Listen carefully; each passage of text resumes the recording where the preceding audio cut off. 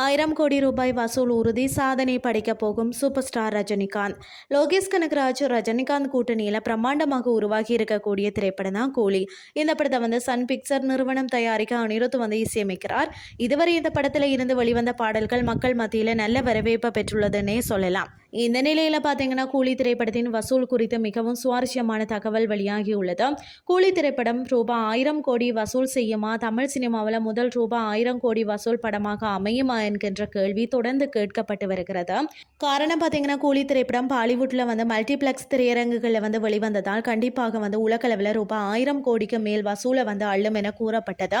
ஆனால் 8 வாரங்கள் OTT agreement போட்டால் மட்டுமே கூலி மல்டிபிளெக்ஸ் திரையரங்குகளில் வெளிவரும். இந்த நிலையில தற்போது 8 வாரங்களுக்கு ஓடிடி அக்ரிமெண்ட் போடப்பட்டுள்ளது என்றும் இதனால் வட இந்தியாவில் கூலி படத்தை மல்டிபிளெக்ஸில் திரையிட முடிவு செய்துள்ளதாகவும் தெரிய வந்துள்ளதா. இதனால் 1000 கோடி வசூல் செய்யும் என கூறப்படுகிறது.